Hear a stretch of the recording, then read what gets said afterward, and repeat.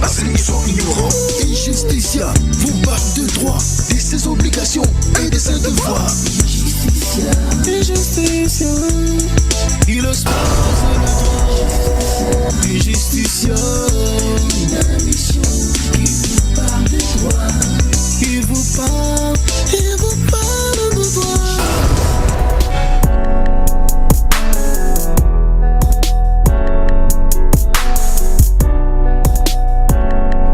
Injusticia, votre magazine qui vulgarise les principes essentiels de base du droit. Injusticia est désormais chez vous. Prenez rendez-vous avec Adams Malaika chaque mercredi à 19h sur DRTV International.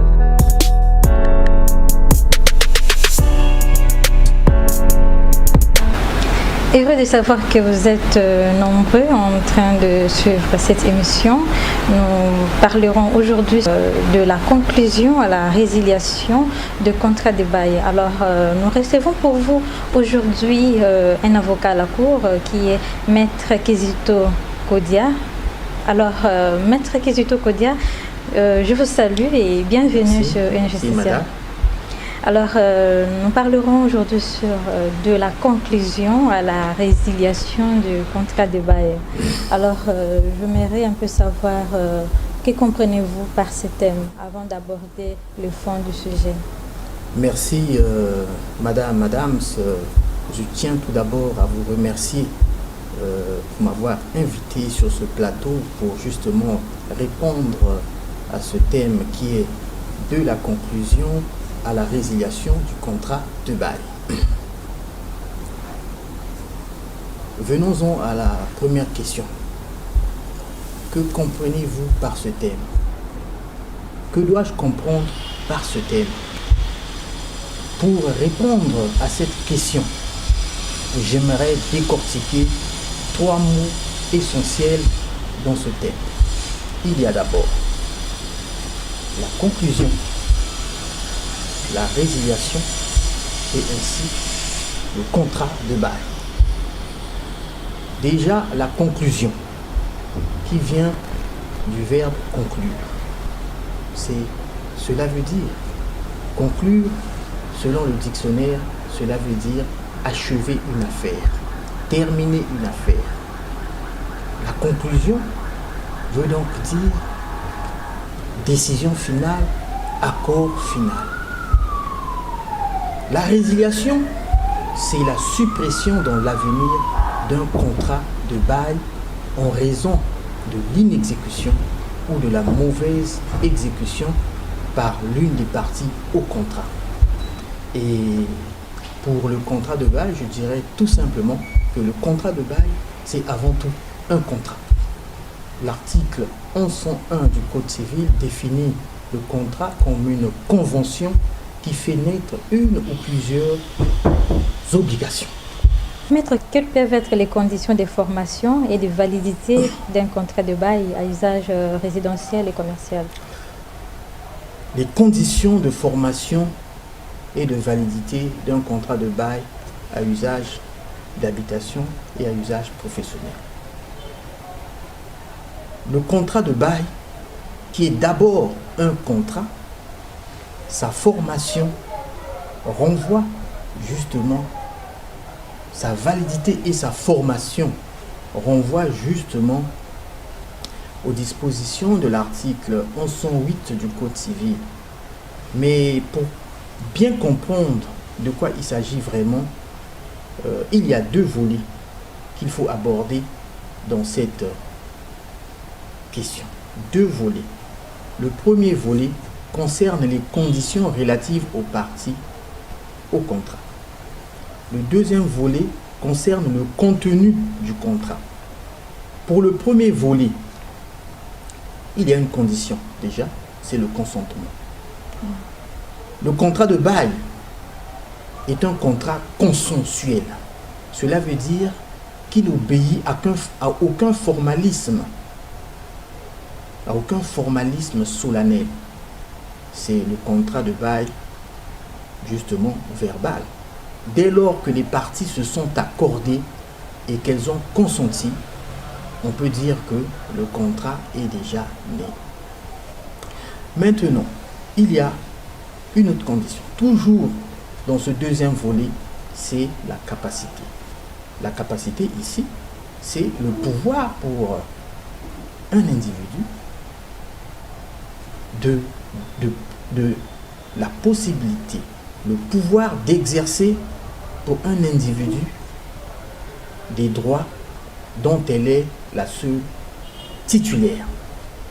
Cela veut dire qu'un mineur, en réalité, ne peut pas conclure un contrat de bail. Un mineur ne peut pas donner un local à bail. Voilà, si on parle de capacité, il faut avoir la capacité juridique, être titulaire de tous ses droits pour pouvoir conclure un contrat. Là, c'est le premier volet. Maintenant, s'agissant du deuxième volet, qui concerne les conditions relatives au contenu du contrat. Il y a plusieurs conditions. La première condition est celle relative à la chose louée. La chose louée, la chose donnée en bail doit être un immeuble. Ça doit être un immeuble. Ici, on ne parle pas d'objet mobilier. On parle d'une habitation, d'un immeuble, une maison. Ici, pour donner à bail, il faut que ce soit une maison. Et il y a aussi la destination. L'immeuble qui est donné à bail doit être destiné à un usage d'habitation ou à un usage professionnel. Le loyer définit le contrat de bail. Dans un contrat où il n'y a pas de loyer, on ne peut pas parler de contrat de bail. Le contrat de bail est avant tout un contrat à titre onéreux. Le locataire doit payer un prix. Et il y a un adage qui dit pas de loyer, pas de bail. Il faut un loyer pour définir le contrat de bail. Il y a aussi la condition de la durée. C'est une condition très importante dans la mesure où, s'agissant d'un contrat de bail à durée déterminée par exemple, le bailleur donne à un locataire un droit de jouissance dans les lieux. Mais ce droit de jouissance est déterminé et fixé dans le temps, dans une période donnée. Et cette durée, justement, constitue d'ailleurs l'objet du contrat. Elle constitue l'objet du contrat. Ce que l'on vise ici, c'est justement d'éviter que le propriétaire ne puisse récupérer son bien ad nutum, c'est-à-dire à première demande. À cette réponse, vous pourriez vous dire, mais qu'en est-il d'un contrat de bail à durée indéterminée? Dans un contrat de bail à durée indéterminée, les parties, justement, ont la possibilité de mettre un terme au contrat en donnant congé. Ce que l'on vise ici aussi, il faut le dire, c'est l'interdiction des engagements perpétuels, c'est-à-dire des pactes qui seraient conclus ad vitam aeternam, c'est-à-dire au-delà de 99 ans. Voilà en gros les conditions de formation et de validité d'un contrat de bail, tant à usage d'habitation qu'à usage professionnel. Voilà. Il y a d'autres aspects bien entendu, mais on s'arrête sur des aspects généraux parce que ce sont les plus importants. Une justice. Voilà, de retour dans ces plateaux, nous sommes toujours en train de parler sur le thème intitulé de la conclusion à la résiliation de contrat de bail. avec Maître Kizito Kodia, qui est avocat à la Cour, et c'est lui notre invité du jour. Alors, Maître Kizito Kodia, vous êtes avocat à la Cour. Pendant notre thème du jour, toujours sur la conclusion à la réalisation des contrats de bail, j'aimerais un peu savoir qu'est-ce qu'un état des lieux. Qu'est-ce qu'un état de lieu et quand est-ce qu'il peut se dresser? L'état des lieux. Déjà, quand on parle d'état des lieux, il faut concevoir un état des lieux à l'entrée et un état des lieux à la sortie. L'état des lieux à l'entrée est un document dans lequel sont consignées les informations selon lesquelles le locataire, lors de la remise des clés, est présumé avoir pris le local en bon état d'usage et de réparation. Un bon père de famille. Oui, en quelque sorte. Et cet état des lieux à l'entrée, justement, doit être dressé de façon contradictoire entre le preneur et le bailleur.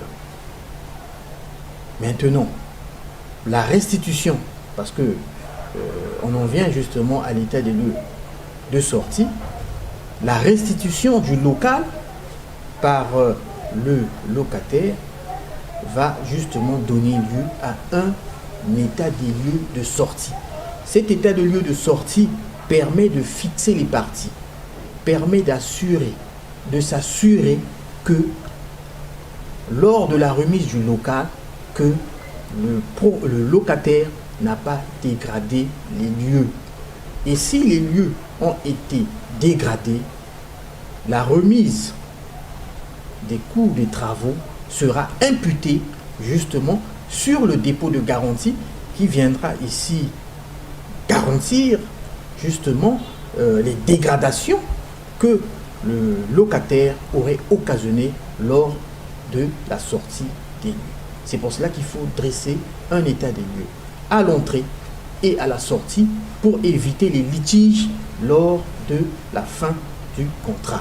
En quoi cela va apporter au moment où les bailleurs doivent pendant toute la durée de bail entretenir la maison en étant de servir à l'usage pour lequel il a été loué? Je ne vois pas vraiment son importance. Je ne vois pas pourquoi le locataire pourrait entretenir la maison en bon état d'uniforme.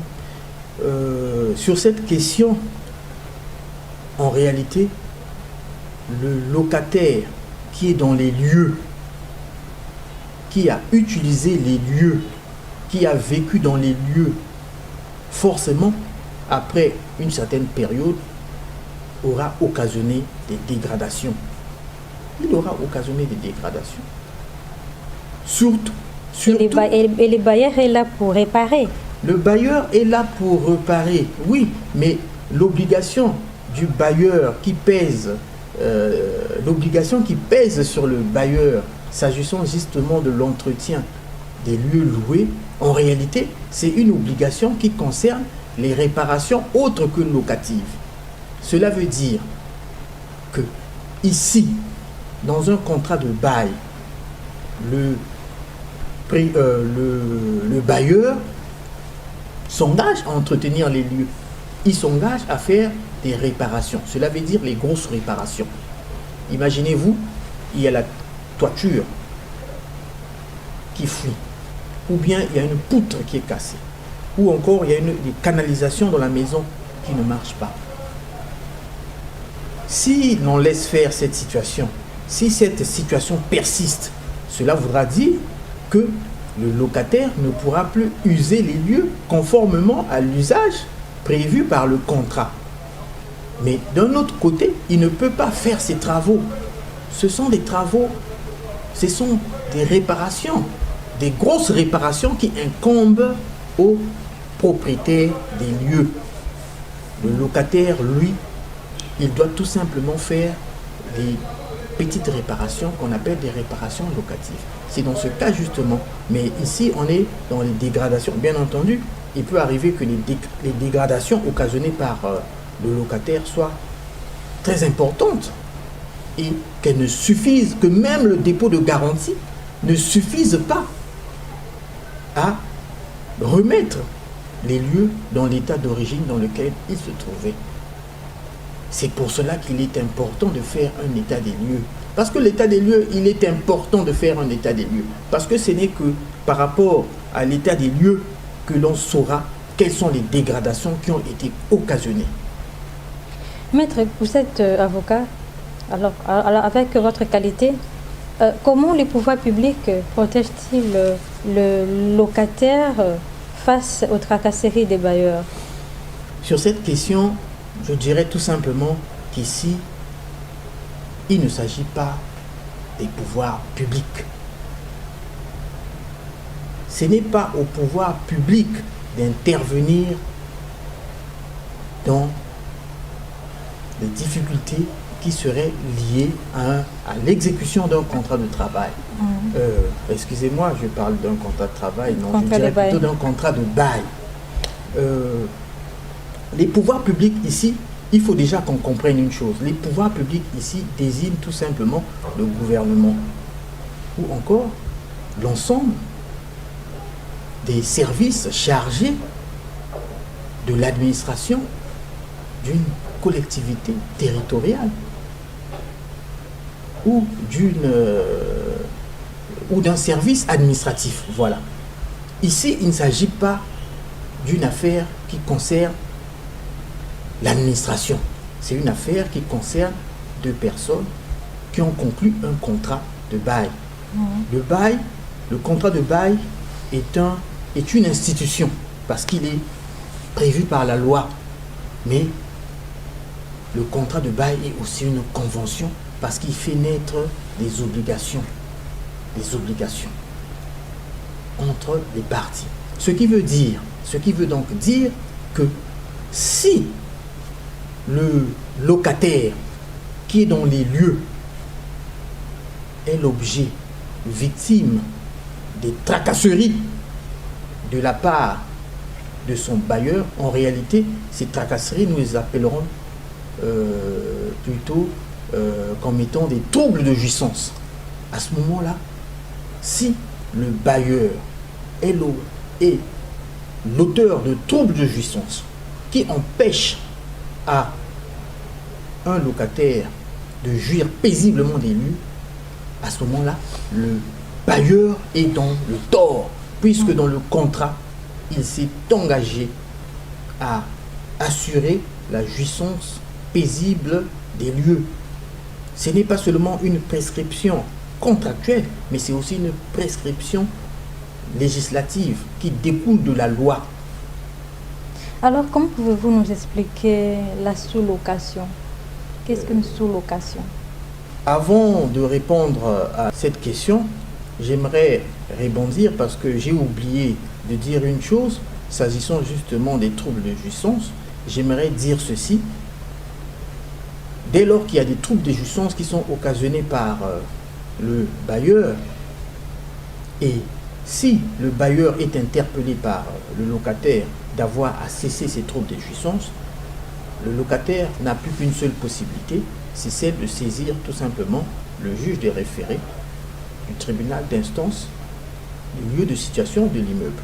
Il doit donc saisir le juge des référés pour demander au juge de faire cesser les troubles de jouissance. Voilà, il était important d'indiquer cela pour que on comprenne que le locataire n'est pas totalement désarmé face justement aux actions que pourrait mener le propriétaire pour l'empêcher de jouir paisiblement des lieux. Maintenant, venons-en à votre question de tout à l'heure. Vous avez demandé, si vous le permettez, vous pouvez répondre à la question. La sous-location. La sous-location ici est tout simplement une pratique qui est souvent observée par certains locataires qui décident de conclure un contrat de bail avec une tierce personne qui n'est pas partie au contrat principal. Cela veut dire que un locataire qui est dans les lieux décide de donner en location, donc de sous-louer le local qu'il est en train de louer. C'est un peu cela, la sous-location. Et juridiquement, celui qui sous-loue un local qui est déjà loué, en réalité, celui qui sous-loue reste toujours le locataire principal devant le propriétaire, devant le bailleur. Mais est-ce que la loi reconnaît cela?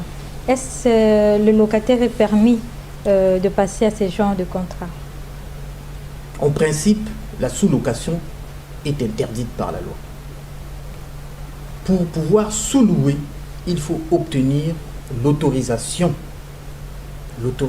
écrite du bailleur. Si vous n'obtenez pas l'autorisation écrite du bailleur, vous ne pouvez pas sous-louer. Et d'ailleurs, vous courez un risque très important, c'est celui d'être évincé des lieux. Parce que le propriétaire qui apprendra que son locataire est en train de sous-louer les locaux qui sont déjà loués, moyennant une contrepartie financière, peut être amené à résilier le contrat et à poursuivre son locataire pour paiement de dommages et intérêts, par exemple. Donc, de grâce, vous êtes dans les locaux, il ne faut pas les sous-louer. Obtenez d'abord l'autorisation de votre propriétaire qui doit vous donner cette autorisation justement pour que vous puissiez sous-louer les locaux. Voilà, alors, Maître Kizito, quelles sont alors les difficultés existantes à l'exécution des contrats de bail? Y a-t-il des difficultés? Comme nous l'avons dit tantôt, le contrat de bail crée des rapports d'obligation personnelle. Bien entendu, dans l'exécution de ce contrat, il peut arriver qu'il y ait des difficultés. Mais la plupart de ces difficultés, justement, sont tout simplement la résultante de l'inexécution ou de la mauvaise exécution des stipulations contractuelles du contrat de bail. Dès lors que les parties observent scrupuleusement, rigoureusement les obligations qui leur incombent, le contrat de bail ne connaîtra aucune difficulté. Mais si ces mêmes parties ne peuvent pas exécuter le bail conformément aux obligations qui leur incombent, il est fort certain qu'effectivement, cette exécution, ce contrat de bail va connaître des difficultés. Imaginez-vous un instant que vous ne payez pas le loyer. Je pense que le propriétaire va commencer à vous regarder d'un mauvais œil, et je ne suis pas sûr que les rapports que vous entretenez seront cordiaux, tout au moins pour certains bailleurs. Alors, et d'un autre côté aussi, imaginez-vous qu'un propriétaire n'assume pas son obligation consistant justement à entretenir les locaux loués. Il est clair aussi que cela va causer des difficultés, puisque chacun voudra en quelque sorte rappeler à l'autre quelles sont ses obligations. Et il est fort certain que dans ce cas de figure, les parties risquent de se retrouver devant un tribunal ou devant la police, même si ce n'est pas à la police ou à la gendarmerie de régler les questions de bail. Alors, quelle serait la procédure de la résiliation du contrat de bail? Il y a des procédures, n'est-ce pas? En effet, il y a, s'agissant justement de la procédure de résiliation, elle est prévue, puisque nous l'avons dit tantôt, dès lors qu'une partie n'exécute pas ses obligations conformément aux prévisions du contrat, le contrat peut être résilié. Abordons déjà la question qui concerne la résiliation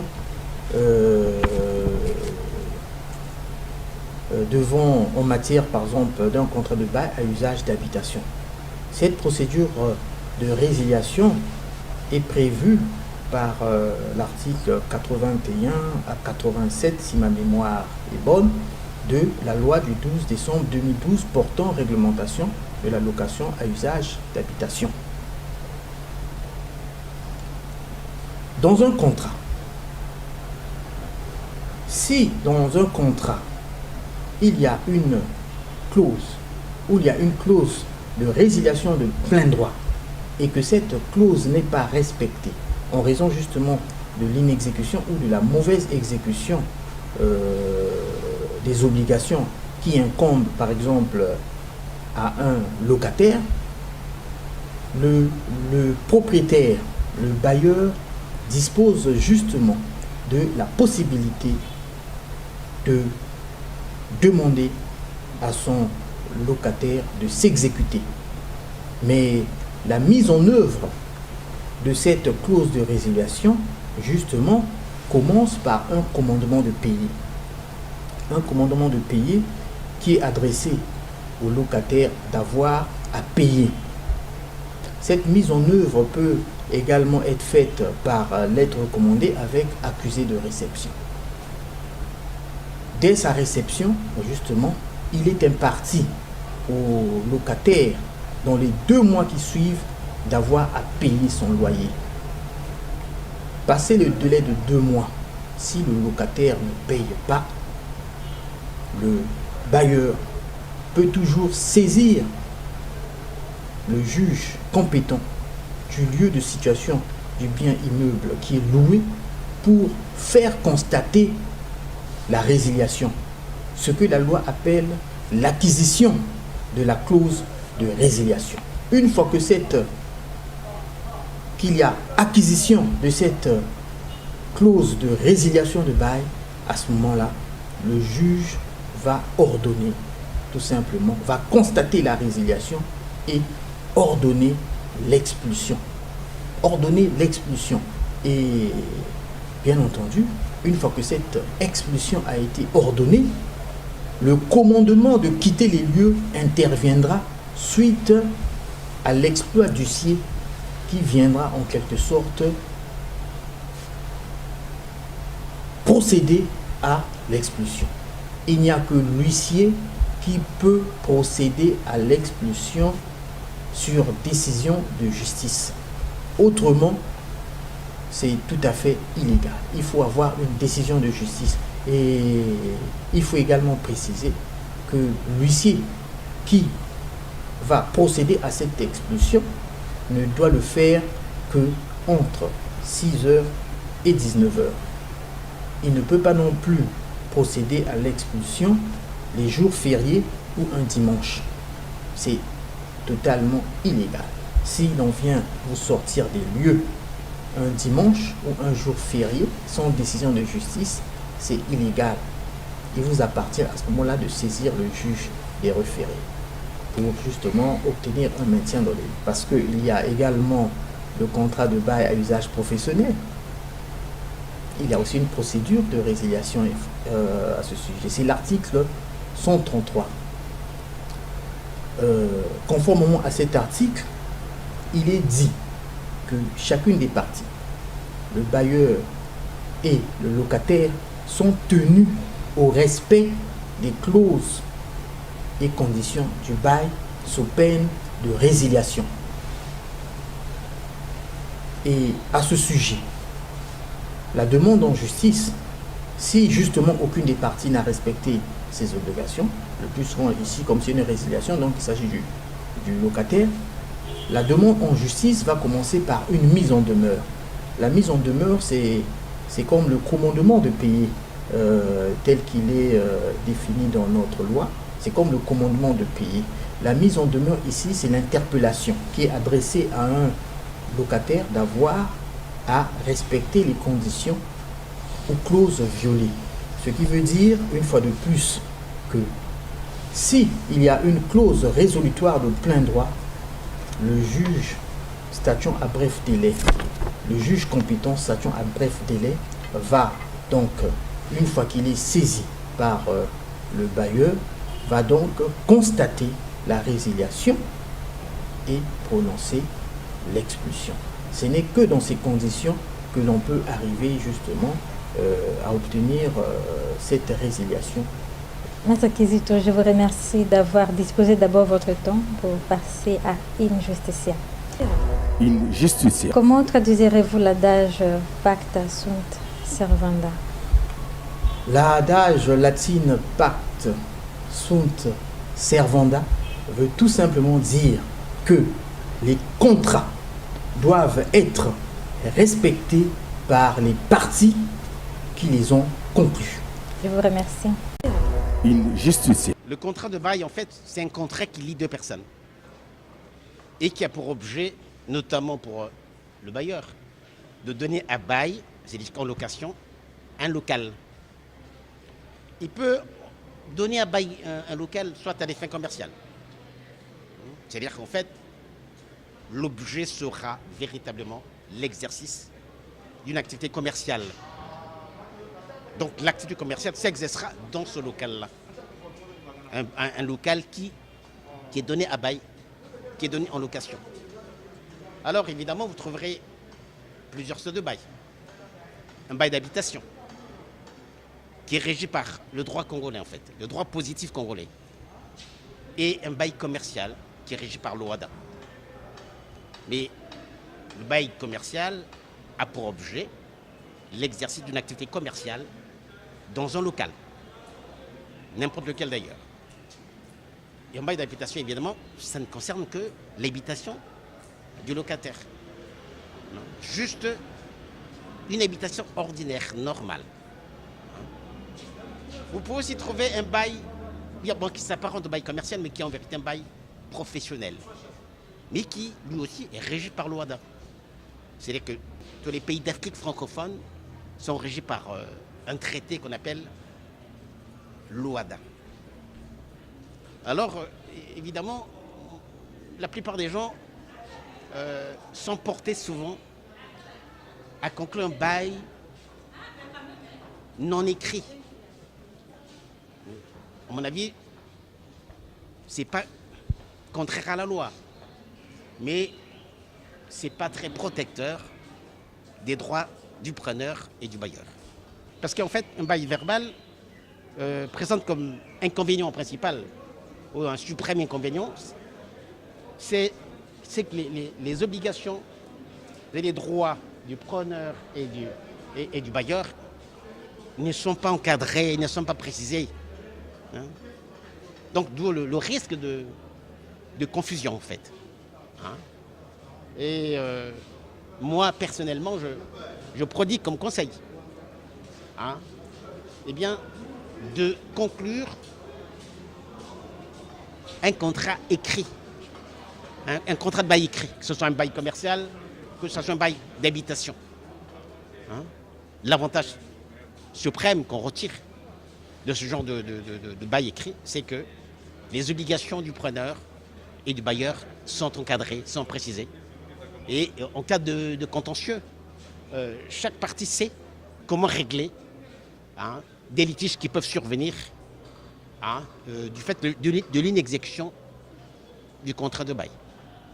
Les conditions, bon, ce sont les conditions, évidemment, il faut la capacité. Hein.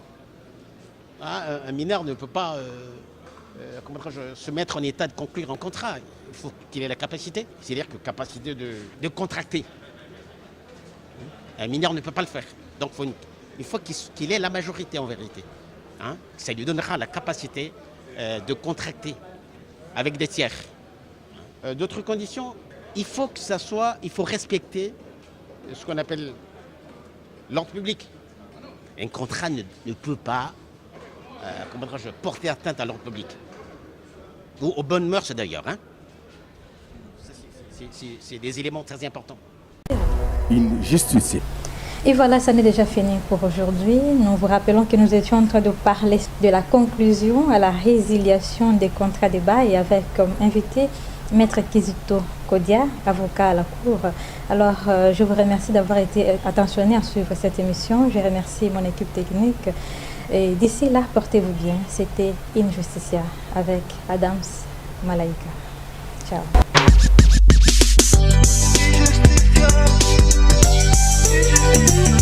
Plupart des innocences se retrouvent condamnés vis-à-vis à leurs droits parce qu'ils sont ignorants.